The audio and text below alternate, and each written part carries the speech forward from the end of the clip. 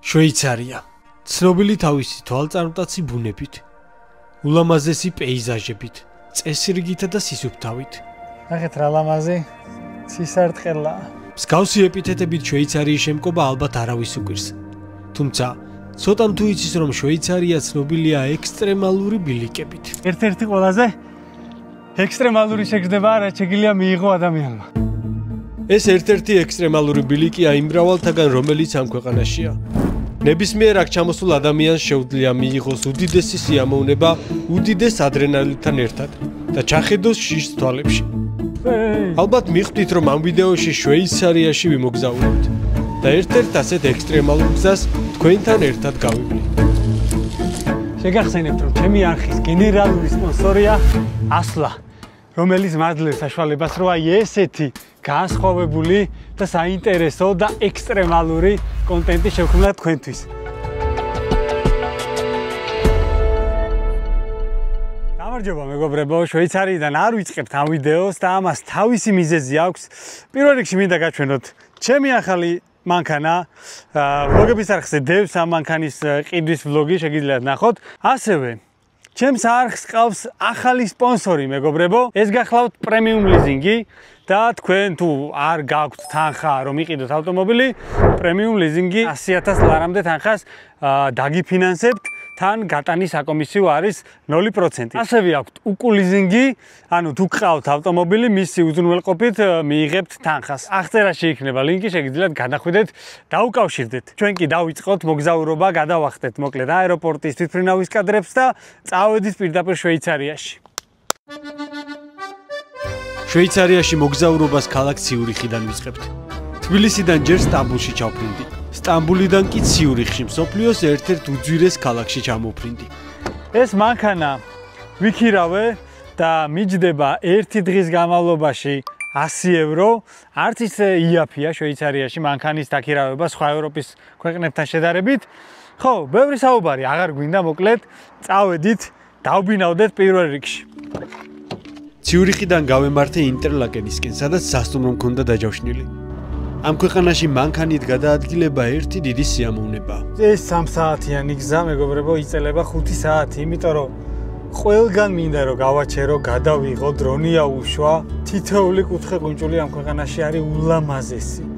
თავი გგონია მართლა ზღაპარში. ესეთი დაალაგებული ქვეყანა იშვიათად შეგვხვდება მსოფლიოში. მიუხედავად იმისა, რომ მეოთხედ ვარ უკვე ამ ქვეყანაში, მაინც ყოველი ჩამოსვლა არის ძალიან განსაკუთრებული და ძალიან სასიამოვნო.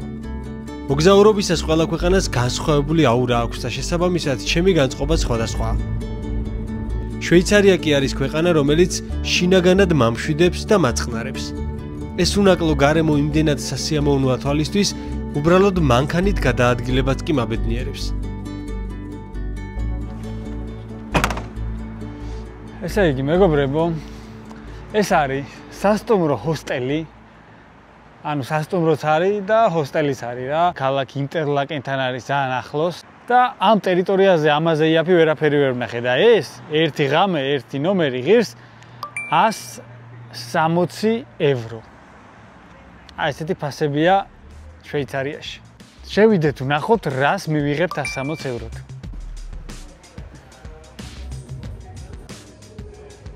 მისაღები მშვენიერი აქვს, მომწონს. 214-ია ჩვენი ნომერი. როგორც ჩანს, საკმაოდ ძველი შენობაა. მაღალ მშვენიერი ნომერი. სისუფთავია, რაც თავარია, ну ავეჯი ძალიან ძველია, მაგრამ სისუფთავი არის. და აგერ ნახე რა ხედები გვაქვს, ძმაო. მაყოფილი ვარ, ну ერთი დღე უნდა ვიყო ხა აქ და დიდად საერთოდ არ დავეძებ სასტუმროს. და გამოიცანით ვინ აორგანიზებს ჩემს მოგზაურობებს. რა თქმა უნდა, საუკეთესო ტურისტული კომპანია საქართველოში, Around the World. და შეგახსენებთ, რომ ჩვენ გვაქვს გათამაშება, თუ კი ოქტომბრის ბოლომდე ჩვენთან შეიძენთ ნებისმიერი ქვეყნის მიმართულებით საგზურს, ან მიიღებთ ნებისმიერ ტურისტულ მომსახურებას, თქვენ ავტომატურად ერთვებით გათამაშებაში და გექნება შანსი რომ მოიგოთ ან iPhone 16 ან ორკაციანი საგზური დუბაიში. ანუ თუ მაინც მიდიხართ სამოგზაუროდ ბარემ ისარგებლეთ საუკეთესო ტურისტული კომპანიის მომსახურებით და ჩაერთეთ თან გათამაშებაში თქვენი რამიდის. რაც შეეხება ინტერლაკენს, ესაა ქალაქი შვეიცარიის გულში, რომელიც ორ ტბას შორისაა მოქცეული. აქ შესაძლებელია სცადო პარაგლაიდინგი, სკაიდაივინგი და სხვა ექსტრემალური აქტივობები. ასევე ინტერლაკენიდან მარტივად შეიძლება ისეთ პოპულარულ ადგილებში მოხვედრა, როგორიცაა გრინდელვანდი, ლაუტებრუნენი და ასე შემდეგ. ყოველივე ამის გათვალისწინებით ინტერლაკენი შვეიცარიის სათავგადასავლო დედაქალაქად მოიხსენიება და ტურისტების სიმრავლითაც გამოირჩევა. რა თქმა უნდა, როგორც ამ ქვეყნის სხვა ქალაქები, ინტერლაკენიც საკმაოდ ძვირი ქალაქია. დაღამებამდე გადავწყვიტე, რომ ქალაქის სუპერმარკეტში შევსულიყავი და აქაური ფასები მეჩვენებინა თქვენთვის. ლიდლში შემოვედი სუპერმარკეტში და ხვალისთვის უნდა ვიყიდო სნეკები, წყალი და რაღაცები რა. აი ეს არის ჩემი საყვარელი დონატები. უგემრიელესია. ბანანი აუცილებელია მეგობრებო. დასალევი იოგურტი, ნაყინის ნაირსახეობა დღესაღამოსთვის. დავფრთიანდეთ მეგობრებო. ლუდი მეგობრებო, წყლით ვერ გაგვაკვირვებენ. და ესეთი ქათმის წეხვები. ეგ არის მორჩა. 35 ფრანკი. მოკლედ 35 ფრანკი გამოვიდა სადღაც ლარებში რო ვიანგარიშოთ 120 ლარი. 120 ლარი დაგვიჯდა ეს შოპინგი ლიდლში. კაი, წავედით ახლა სასტუმროში, დავისვენოთ, მოვემზადოთ და ხვალიდან შევბეროთ. მეორე დღეს იდეალური ამინდი დაგვემთხვა. დილით ადრიანად ჩავლაგდი და წავედი პირდაპირ იმ ადგილისკენ, სადაც ჩვენი ექსტრემალური ბილიკი მდებარეობდა. ლაუტებრუნენში შემოვედით, არ ვიცი, ეს არის ზღაპრული ადგილი. თუმცა ჯერ აქ არ ჩერდებით. ჯერ მივიღოთ ის ექსტრემალური გამოცდილება, რისთვის აქ ჩამოვედით. ეხლა მივდივარ პარკინგზე. აქედან არის დაახლოებით 7 წუთის გზა არის. დავპარკინგდებით და მერე უკვე საბაგიროთი უნდა ავიდეთ ჩვენს დანიშნულების პუნქტში.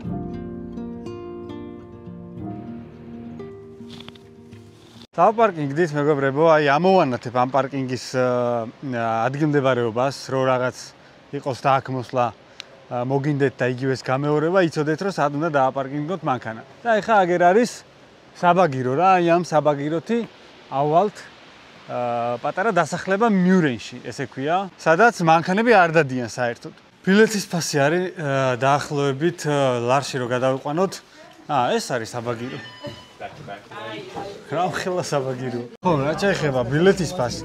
23 ფრანკი ღირს ასვლა ჩამოსვლა, რაც ლარებში დაახლოებით არის 80 ლარამდე. ანახე სად დავდივარ.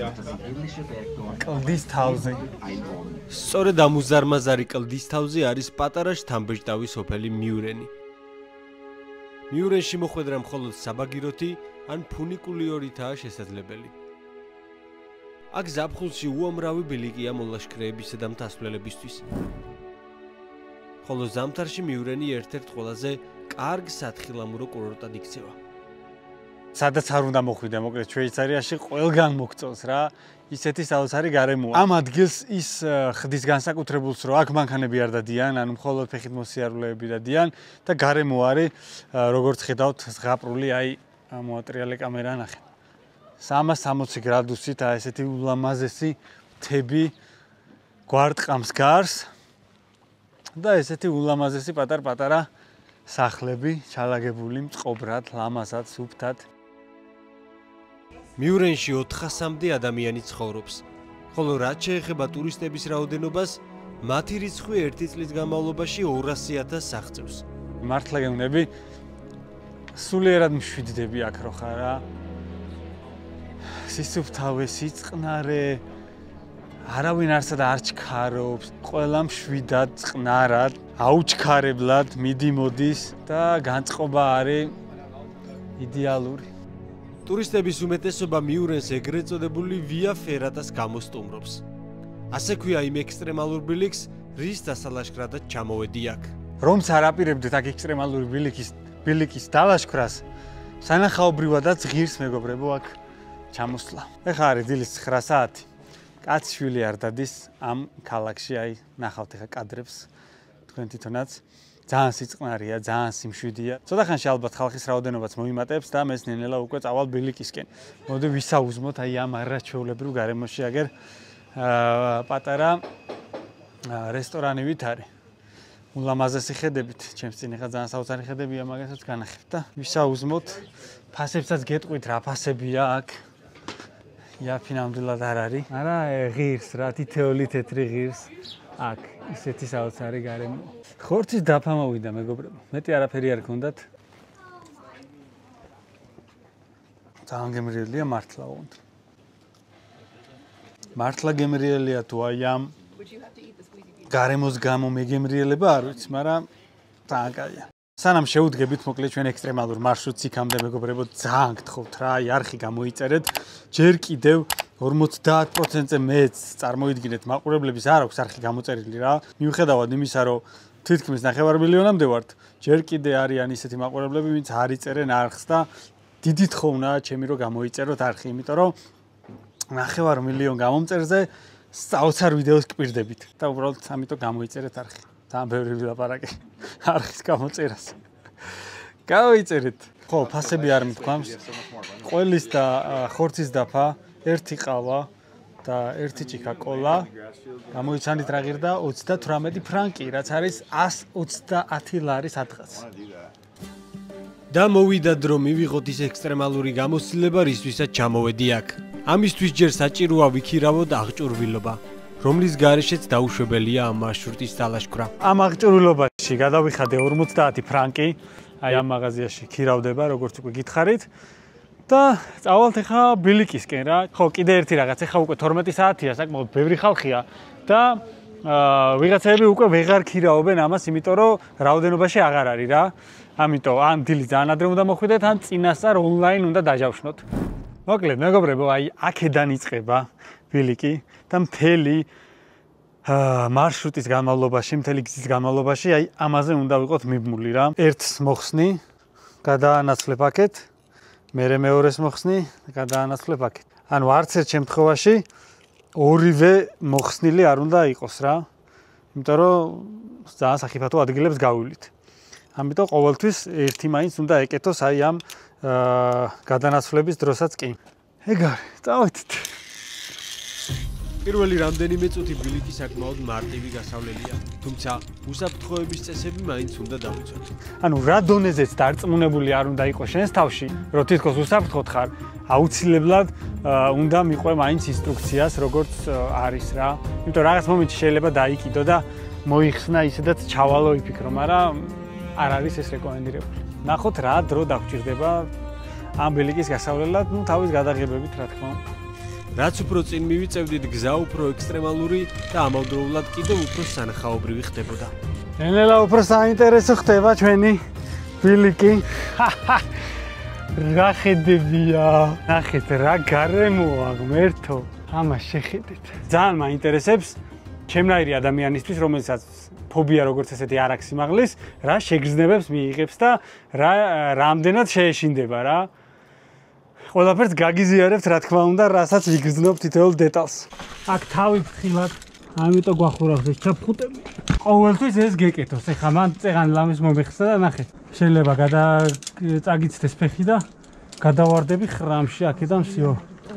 ანუ არ იფიქრო რომ უსაფრთხოდ ხარ არც ერთი წამი. შეიძლება ეხლა აქ ჩვეულებრივ ბილიკზე გეგონოს რომ უსაფრთხოდ ხარ. და მოადუნო ყურადღება და ეს არ გაუკეთო რა. ეს არის ძალიან დიდი შეცდომა. საკმაოდ სწრაფი ტემპით მივიწევდით წინ, თუმცა შეფერხება მაინც გვიწევდა ზოგჯერ. ძალიან იტანჯება ძმა. დავეციეთ ახლა ჩვენ წინ მიმავალ ტიპს, რომელიც ძალიან ელამიდის.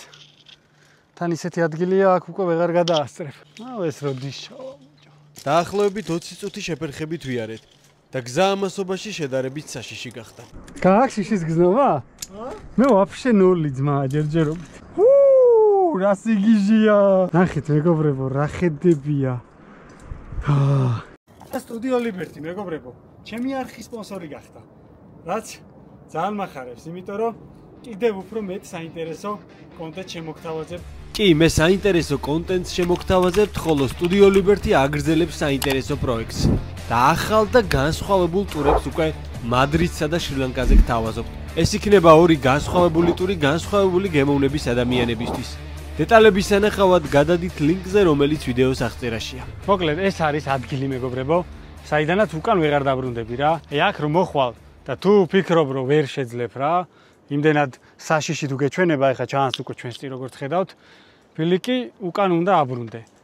აქედან თუ წახვედი, მერე უკან დასაბრუნებელი გზა აღარ არის რა, ნუ ესე გითხეს ყოველ შემთხვევაში. ხო და რა თქმა უნდა, ჩვენ ვაგრძელებთ გზას და უკან აქედან არავინ არ დაბრუნდება. წავედით. ეს გზის ყველაზე საშიში მონაკვეთია, სადაც 650 მეტრის სიმაღლის კლდეზე უნდა დავეკიდოთ და ისე ვიაროთ რამდენიმე ათეული მეტრი. თუმცა, სანამ აქამდე მოვალთ იქამდე ჯერ ბილიკის სხვა საშიშ და ექსტრემალურ ადგილებს გავივლით. მოვადექით ჩანჩქერს, მეგობრებო, სადაც ხდება კიდევ ერთი ექსტრემალური პატარა მონაკვეთი რა. ეს პატარა მონაკვეთი დიდად ექსტრემალური არ იყო, თუმცა მაინც საკმაოდ დიდი სიამოვნება მივიღეთ. რა ლამაზი ჩანჩქერი რა.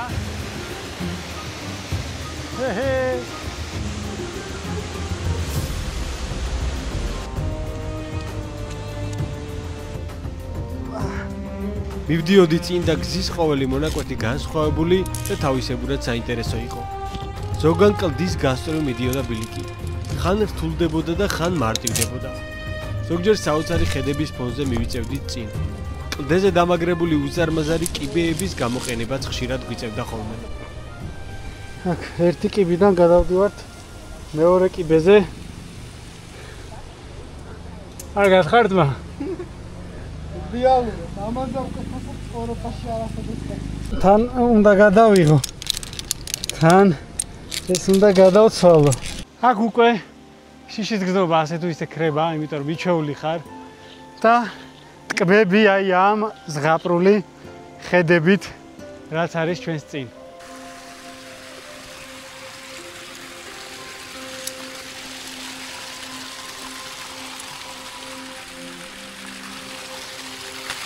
ჩანჩქერი მეგობრებო, აი ამან დამტანჯარასაც ხია.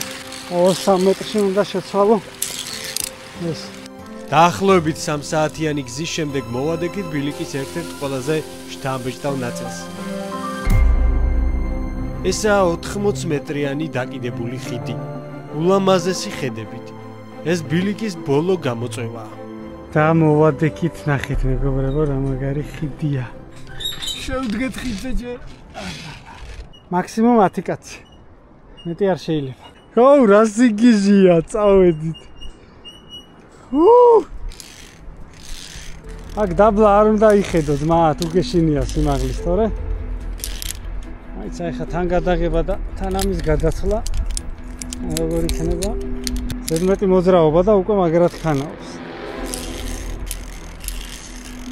ყველაზე ცუდი შეგრძნება, ეხა ამ მომენტში არის, რომ კამერა მეშინია ხელიდან არ გადამივარდეს. რატომ რაც რა დამაგრებული რო არ მაქვს? ძალიან ცუდი შეგრძნებაა.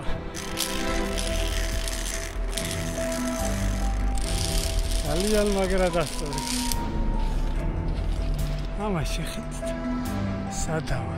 ძალიან მაგარი განცდები მაქვს აი ამ მომენტში. ვერ ავხსნი ამ განცდას, რასაც ახლა ვგზნო. ადრენალინი გამოიყოფა ძალიან დიდი დოზით. გადმოვიარე. ერთ-ერთი ყველაზე ექსტრემალური ხიდი რაც კი გამივლია მთელ ცხოვრებაში. არ ვიცი ხა ვიდეოში შეიძლება არ ჩანს ეგეთი სახიფათო რა. ნუ სახიფათო რომ დაუკვირდე იდეაში არაფერი არ არის, იმიტომ რომ დაცული ხარ. თუმცა მაინც შიში შეგრძნება გაქვს რა. ვისაც სიმაღლის შიში აქვს, ალბათ ძალიან რთული იქნება, თუნდაც აი ამ ხიდის გავლა. ამის ნათელი მაგალითი კი ზვიოა. ჩემი ძმაკაცი და ამ შემთხვევაში ჩემი კამერამენი. რატო ვერ მოდიხარ, ბიჭო, იარე, რა გჭირს საჩი. ოდნავ ქანაობს. წეგან ჩემიც ქანაობდა აქეთ, რომ ამოვედი. მედი, ნუ გაშინე. 3 hours later. ვერ მოდი, სადაც გავარი უფრო ნაკლებად ხანავს. აიგე? გავიყურე აქ მაგარს ხანავს. წინ იყურე, დაბლა მივიხეთ. The next day. რა გჭირს საჩი. აიგე რა. მიდი, ზვი. შენ ამას შეძლებ. აიგარი. ავაი, ერთი გადაცლაღა და აქ ხარ, სიო. იდეალური ადგილია რომ დაძლიო ეს შიში, იმიტომ რომ დაცული ხარ. ფატალური შემთხვევა აქ არ დაფიქსირებულა საბედნიეროდ და არ საფიქსირდება, დიდი იმედი მაქვს. შვეიცარიაა ბოლოს და ბოლოს. ეს ხიდი, რომელიც ამ წამს გადმოვიარე, მეგობრებო, ბოლოსკენ არის, ანუ ამის მერე მთავრდება ბილიკი. თუმცა მონტაჟში ისე გავაკეთე, რომ ყველაზე ექსტრემალური ნაწილი ბოლოსთვის მომეტოვებინა, რომელიც ბილიკის დასაწყისშია. ხო და ახლა იწყება, თავდა ვიწყება. წავედით. ეს არის მომენტი, როდესაც იაზრებ, რომ შენი სიცოცხლე ორ პატარა თოქზეა დამოკიდებული. ო, რა გიჟი გზაა წინ.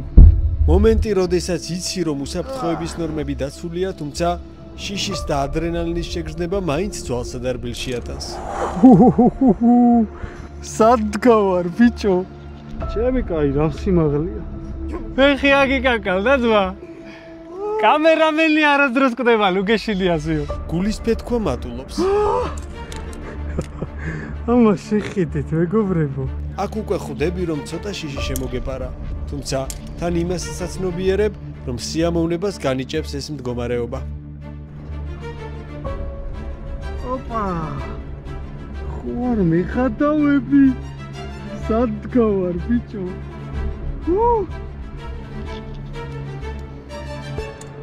მე მგონი აქ უნდა თქვა PSP-ზე. რა თქმა უნდა, აქ უნდა თქვა, რადგან უკეთეს ადგილს სპონსორის წარსადგენად ალბათ ვერ ცინატრებ. ვახჩი, შეგახსენებთ, რომ ჩემს მოგზაურობას აზღვევს PSP დაზღვევა. თუმცა რებრენდინგის შედეგად PSP დაზღვევა დღეიდან უკვე სადაზღვეო კომპანია Weiser-ის სახელით აგრძელებს ოპერირებას. ესაა ბრენდი, რომელიც პირდაპირ გეუბნება. იმოქმედე თამამად. რავია, ეს შეგრძნებები ალბათ ერთ-ერთი ყველაზე ექსტრემალური შეგრძნება რა შეგიძლია მიიღო ადამიანმა. მაინც გაქშიშის გრძნობა, რომ აი ეს შეიძლება გაწყდეს და გადავარდე რა. მაინც არის ეგ პატარა შეგრძნებები, თუმცა შვეიცარიაში ვართ, რაც იმას ნიშნავს, რომ უსაფრთხოება უმაღლეს დონეზეა აქ. ასე რომ არ შეგეშინდეთ მაგის. აბაყურება აღარ მინდა ყველაფერს ვიცავ მალეკენ. ნელა შევეჩვიეს ხოთა შორის. ეს გზა გვაქვს გასავლელი. თავარია ტელეფონი არ ჩამივარდის. ზია იღებ? გველოდებიან ისინი. Sorry about that. Okay. ნელა შეჩემა. თავარია კამერა არ გამივარდა. ვარ გადაო, კამერა არ გაგივარდეს. ამ მონაკვეთის გასავლელად ჯამში 10-15 წუთი დაგჭირდა, რადგან ხშირად ვჩერდებოდით გადასაღებად.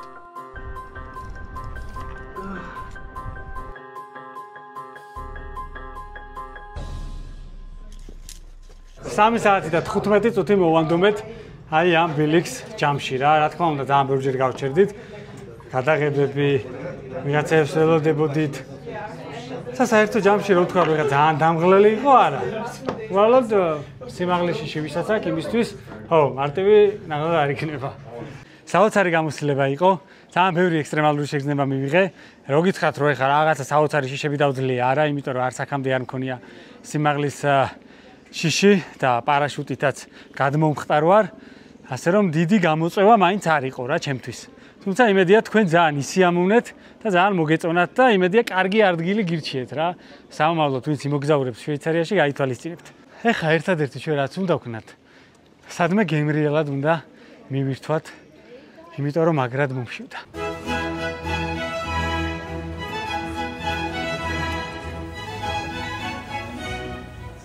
ესეც ჩვენი კორნდოგი. აი მეგობრებო, თქვენი აზრით რა ეღირებოდა ერთი კორნდოგი და კოკა-კოლა აქ?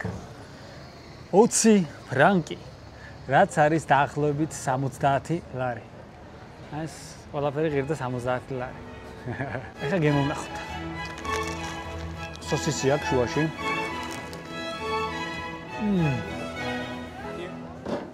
ყველაშორის ეხლა გამიჩნდა სურვილი, რომ გადამეღო ვიდეო და დამემარცხებინა ჩემი ერთ-ერთი ფობია, რაც მაქვს. რისი ფობია მაქვს, მაგას ჯერ არ გეტყვით, იმიტომ რომ როდესაც გადავიღებ ამ ვიდეოს, მე იქიდან გაიგებთ. და იმედი მაქვს, რომ გადავიღებ და დავძლევ ფობიას. ყველას გვაქვს რაღაც ფობია და მათ შორის მეც. იმედია ისიამოვნეთ ამ ვიდეოთი. გამოიწერეთ არხი, დალაიქეთ ეს ვიდეო და შევხვდებით შემდეგ ვიდეოში. დროებით.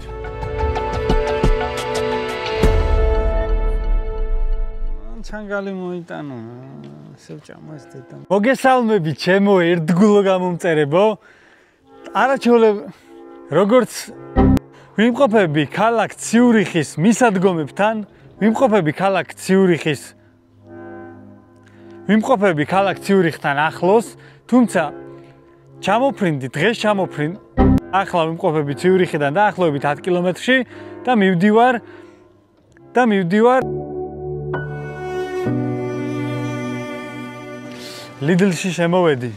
ლიდლში შემოვედი, სუპერმარკეტში შემოვედი. ლიდლში შემოვედი სუპერმარკეტში. ოკეი. იმიტომ რომ სადღაც 3 საათი გვექნება. იმიტომ რომ 3 საათიანი